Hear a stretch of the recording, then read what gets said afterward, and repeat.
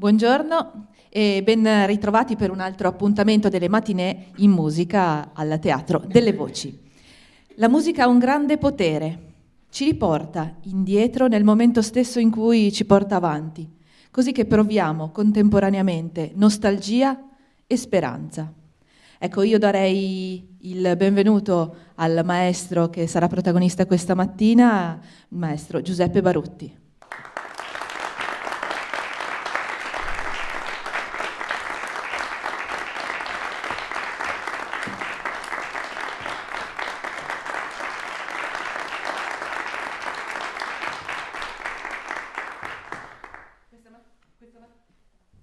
Questa mattina andremo ad ascoltare le prime due delle 6 suite per violoncello scritte da Johann Sebastian Bach. Si pensa siano state scritte tra il 1717 e il 1723, mentre Bach era Kapellmeister alla corte di Cothen. All'epoca era più diffusa la viola da gamba. E un piccolo aneddoto che possiamo portare è che appunto il principe di Cothen fosse appunto si dilettasse in questo strumento, fosse molto bravo, però non fosse un vero e proprio virtuoso. E quindi Bach dovette cominciare a scrivere per strumenti per cui appunto in corte disponeva di veri virtuosi, quindi il violoncello e il violino. Ecco, forse grazie a questa non grande abilità del principe di Cothen ci ha regalato queste opere spettacolari, queste suite davvero, davvero preziose che possiamo custodire come dei gioielli. Suite che sono divise in 6 brani, un preludio che ci dà il carattere della suite, la prima pervasa da ottimismo, la seconda invece di carattere più tragico, e poi 5 danze che però noi non rileggiamo quest'oggi come danze appunto da ballare, ma come forse danze dell'animo. E per quanto riguarda le prassi esecutive, tanto si è scritto nel Novecento per appunto trovare una prassi esecutiva mancando dei manoscritti autografi di Bach. Ecco, una prassi esecutiva è quella che oggi ci presenta il maestro Giuseppe Barutti. Allora, buongiorno e benvenuti a tutti. Le due suite si presenteranno. La suite numero 1 è in Sol maggiore e la suite numero 2 è in Re minore.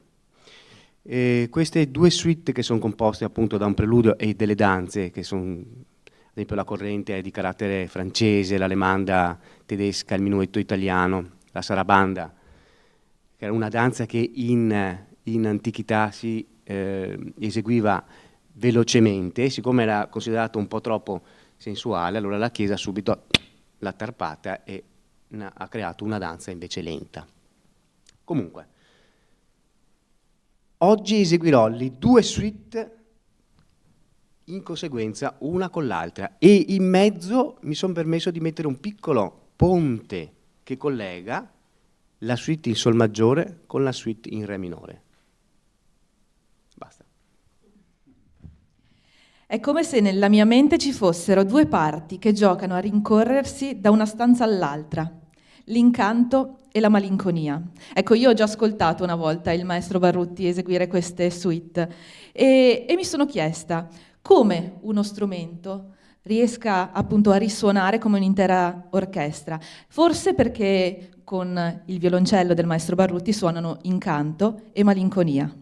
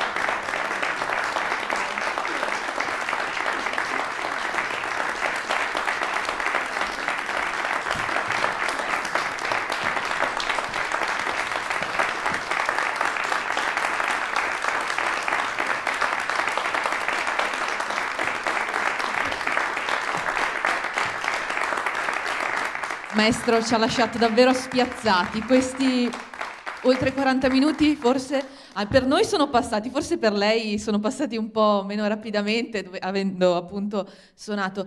Per noi sono passati davvero...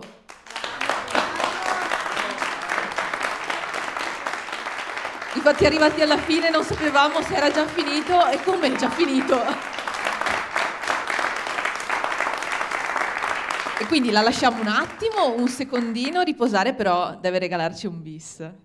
Grazie.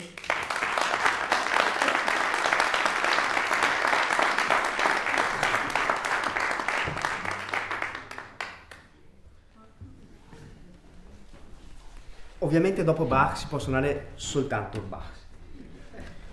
Quindi vi eseguirò una sarabanda della quinta suite di Bach, che all'epoca è stata scritta in modo modernissimo, scordando il La a Sol naturale.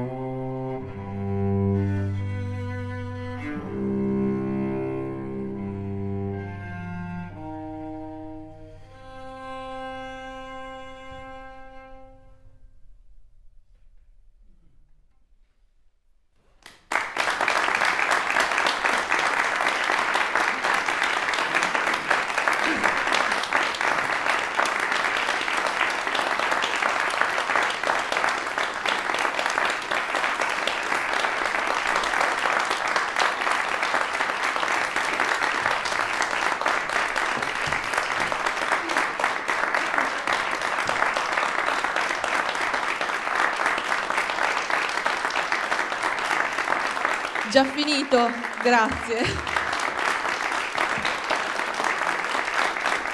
Il maestro Giuseppe Barutti.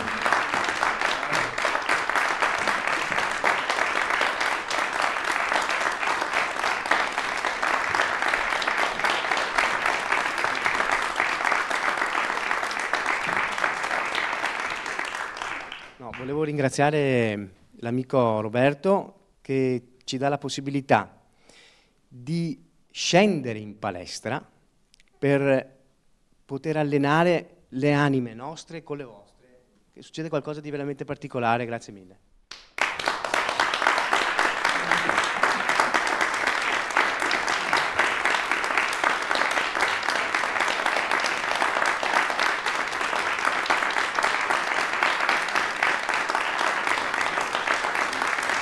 Maestro, il pubblico la reclama.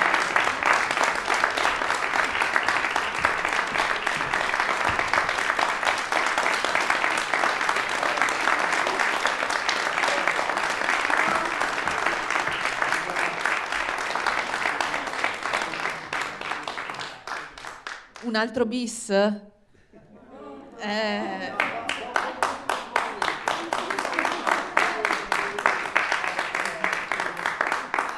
Questa era una preghiera, questa qua, e dopo, perdonatemi, dopo, no, ci vorrebbe qualcosa di festoso, però secondo me è meglio lasciare questo tipo di stato d'animo. Io preferisco.